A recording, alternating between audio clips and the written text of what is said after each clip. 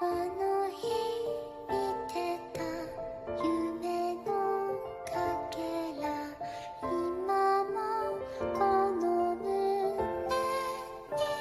Hello everyone, कैसे हो आप सब। आई होप कि आप सब बहुत अच्छे होंगे। तो वेलकम है आप सभी का पीएलएस मार्शल स्पिरिट के नए एपिसोड में। पिछला एपिसोड तो देख ही लिया होगा और अगर नहीं देखा है तो सबसे पहले वो जाके देख लीजिए, वरना आज की वीडियो में आपको कुछ भी समझ नहीं आएगा। और अगर ऑलरेडी देख लिया है तो बहुत अच्छी बात है। अब वीडियो स्टार्ट करते हैं। तो नेक्स्ट एपिसोड की स्टार्टिंग बिल्कुल उसी सीन से होती है जहाँ पर की लास्ट एपिसोड एंड हुआ था और हमने देखा था कि फैंग टावर में एक वेपन लेने के लिए गया था। अब जैसे ही वो लड़की फैंग को वेपन लाकर देती है तो उस वेपन को देखकर फैंग की आंखें तो फटी रह गई थी और हम देखते हैं कि उस वेपन बॉक्स में से बहुत ही ज्यादा खतरनाक एनर्जी रिलीज हो रही थी, जिसके बाद फैंग उस पावरफुल वेपन को अपने हाथ में लेता है और वो उस वेपन से कुछ अटैक्स परफॉर्म करना शुरू कर देता है। पर हम देखते हैं उस वेपन के अंदर की डार्क एनर्जी भी अब फैंग के अंदर जाने लगी थी, जिस वजह से फैंग थोड़ा अजीब तरीके से बिहेव करना शुरू कर देता है। जिसके बाद वही लड़की फैंग से पूछती है कि क्या अब आप सेटिस्फाइड है। अब जैसे ही फैंग शांत होता है तो वो उस लड़की से पूछता है कि आखिर अभी अभी क्या हुआ। इस पावरफुल स्वॉर्ड के अंदर की एनर्जी ने तो मुझे सब कुछ बुला ही दिया था। जिस पर तभी वो लड़की फैंग को बताती है कि ये डिवाइन सोल्जर्स का फिनोमेना है जिसने कि अपने मास्टर को पहचान लिया। अब उसकी इस बात को सुनकर फैंग थोड़ा हैरान हो जाता है और कहता है कि क्या मैजिक वेपन्स अपने मास्टर को पहचानती भी है। जिस पर वो लड़की फैंग को आगे बताती है कि ये हमारे स्टोर का ट्रेजर है जो कि दूसरों को आसानी से दिखाया नहीं जाता।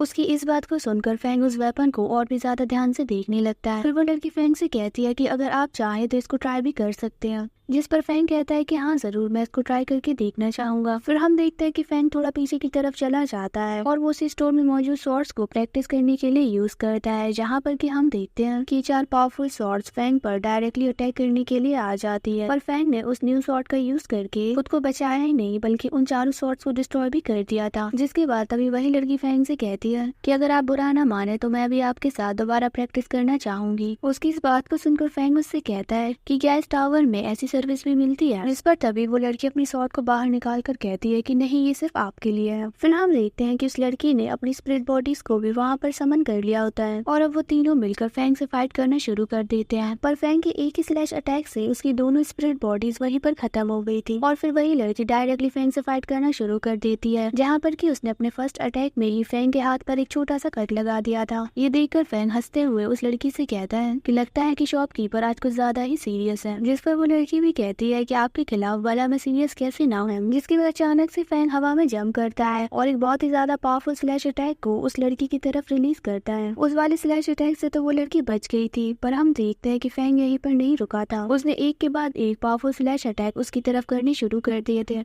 फैंग के उन स्लैश अटैक से वो लड़की जंप करते हुए खुद को बचा रही होती है, पर तभी फैंग का एक स्लैश अटैक उसकी स्वॉर्ड को हिट कर जाता है। ये देखकर तभी वो लड़की अपनी स्वॉर्ड को तुरंत दूर फेंक देती है, क्योंकि उसे पता है कि अब उसकी स्वॉर्ड डिस्ट्रॉय हो जाएगी। अगर वो अभी अपनी स्वॉर्ड को दूर नहीं फेंकती तो स्वॉर्ड के साथ साथ वो भी वहीं पर खत्म हो जाती। जिसके बाद वो लड़की फैंग के लिए तालियां बजाती है और कहती है कि एल्डर चेन तो बहुत ही ज्यादा स्किल्ड है। जिस पर फैंग कहता है कि मजाक मत करो, असल में ये सारा कमाल तुम्हारी दी हुई इस स्वॉर्ड का है। जिसके बाद फैंग उस लड़की से इस स्वॉर्ड की प्राइस पूछता है, जिस पर तभी वो लड़की थोड़ा सोचते हुए कहती है कि इसकी कीमत 500,000 ब्लैक येलो स्टोन है। अब ये प्राइस सुनकर फैंग थोड़ा बार्गेनिंग करने लगता है और कहता है कि क्या थोड़ा कम नहीं हो सकता। जिस पर वो लड़की कहती है कि 40। जिस पर फैंग कहता है कि मैं तो ओल्ड कस्टमर हूँ ना। ये सुनकर वो लड़की कहती है कि 30। पर तभी फैंग कहता है कि वैसे मेरे और भी दोस्त हैं जो भी वेपन्स को खरीदना चाहते हैं। अब उसकी बातों को सुनने के बाद वो लड़की समझ गई थी कि ये ऐसे नहीं मानेगा, तो वो लड़की फैंग से पूछने लगती है कि तो फिर आप ही बताइए कि आप कितना देंगे। जिस पर फैंग कहता है कि 50,000 और वो लड़की तुरंत उन स्टोन्स को ले लेती है और कहती है कि ठीक है, डील पक्की। लेकिन तब फैंग उससे कहने लगता है कि वैसे उन स्वॉर्ड्स का क्या, जिन्हें कि मैंने प्रैक्टिस के दौरान डिस्ट्रॉय कर दिया। जिस पर वो लड़की कहती है कि उसकी चिंता आप मत करिए, क्योंकि मैंने ही आपको प्रैक्टिस करने के लिए कहा था। ये सुनकर फैंग उस लड़की से कहता है कि ये तो शॉपकीपर का बड़प्पन है। पर तभी वो लड़की फैंग की उन्हीं 2 ब्रोकन स्वॉर्ड्स को बाहर निकालती है और कहती है कि वैसे मेरी एक कंडीशन है, इन दोनों ब्रोकन स्वॉर्ड्स की ब्लेड बहुत ही ज्यादा खूबसूरत है, तो क्या आप इन दोनों स्वॉर्ड्स को कुछ दिनों के लिए मुझे देंगे? मुझे इनकी ब्लेड पर कुछ रिसर्च करनी है। जिस पर फैंग भी मान जाता है और कहता है कि इन्हें अच्छे से रखना, मैं बाद में आकर इनको लेकर जाऊंगा। इतना कहकर फैंग वहाँ से चला जाता है। वहीं दूसरी तरफ हम उस लड़की को देखते हैं जो कि फैंग के जाने के बाद कहती है कि इसने अभी अभी शॉन ब्लड लाइन को अवेक किया है। जिसके बाद तभी हमें पता चलता है कि असल में वो लड़की एक लड़की नहीं है बल्कि वही सस्पिशियस मैन है जिसने कि इस मैजिक वेपन को उस शॉपकीपर को दिया था। जिसके बाद वो सस्पिशियस मैन हंसते हुए कहने लगता है कि क्या होगा अगर तुम 9 हेवेंस मालू में वॉल्व हो जाओ तो। फिर सीन यहाँ से शिफ्ट होता है और हमें ली यंग फैमिली वालों को दिखाया जाता है, ये जहाँ पर कि यही सस्पिशियस मैन आकर अपने हेड को बताता है कि मास्टर सच में फेंग शॉन ब्लड लाइन से ही है। मैंने उससे फाइट करके उसको शूरा पावर को एब्जॉर्ब करने के लिए फोर्स किया। अब जैसे ही वो ब्लडी जायंट स्वॉर्ड को दोबारा से यूज करेगा तो वो डायरेक्टली उसके अंदर ही चला जाएगा और ऐसा होने पर वो डेफिनेटली शॉन ब्लड लाइन को कंट्रोल कर पाएगा। ये सुनकर तभी ले यंग फैमिली का हेड उससे कहने लगता है कि अगर वो सर्वाइव कर पाया तो हमारे नेक्स्ट स्टेप के लिए तैयार हो जाओ और याद रखना कि यहाँ पर गलती की कोई भी गुंजाइश नहीं है। फिर सीन यहाँ से शिफ्ट होता है और हम हान्यू नेर, अंकल दाओ और बाकी सभी को तोंगटियान रिवर के पास देखते हैं। फिर हान्यू नेर अंकल दाओ से कहने लगती है कि फैंग की दोनों स्वॉर्ड्स ही टूट चुकी हैं और वो नई लेने के लिए गया था, मुझे नहीं पता कि उसे स्वॉर्ड मिली या फिर नहीं। उनमें यही सब बातें हो रही थी। फिर तभी अचानक से वहाँ पर बीस्ट टाइड आ जाती है, जहाँ पर कि इस बार उनके सामने 8 स्टार वुल्फ बीस्ट आ गए थे। अब उन्हें देखकर वही वो आदमी कहने लगता है कि इस बार ब्रदर फैंग यहाँ पर नहीं है, लेकिन हम इनसे डील कर लेंगे। इतना कहकर वो आदमी उनकी तरफ बढ़ ही रहा था कि तभी अचानक से हान्यू नेर उसको रोक देती है और कहती है कि ये वुल्फ बीस्ट अकेले नहीं है, इनमें एक बहुत ही ज्यादा पावरफुल भी है। जिसके बाद वो वुल्फ बीस्ट का लीडर जो कि एक हाफ स्टेप डीमन किंग है वो वहाँ पर आ जाता है और वो बिना किसी टाइम को वेस्ट करते हुए डायरेक्टली उन पर अटैक करना शुरू कर देता है। उसके अटैक की फोर्स से अंकल दाओ, हान्यू नेर और बाकी सब थोड़ा पीछे हो जाते हैं। जिसके बाद वो हाफ स्टेप डीमन किंग बहुत जोरों की दहाड़े लगाना शुरू कर देता है। वही उसे देखकर अंकल दाओ कहने लगते हैं कि इनकी तादाद तो बहुत ज्यादा है। जिसके बाद हम देखते हैं कि वो सारे के सारे स्पिरिट बीस्ट बहुत ही ज्यादा तेजी से उन पर हमला करने के लिए बढ़ने लगते हैं। अब उनको अपनी तरफ आते हुए देखकर जियान भाई कहने लगता है कि ये तो इतने सारे हैं, इन्हें हम कैसे खत्म करेंगे। लेकिन हान्यू नेर और अंकल दाओ तो इनसे फाइट करने के लिए बिल्कुल तैयार थे। वो तुरंत अपनी स्वॉर्ड को बाहर निकाल कर उनकी तरफ बढ़ने लगते हैं। अब इससे पहले कि उन दोनों के बीच में फाइट शुरू होती,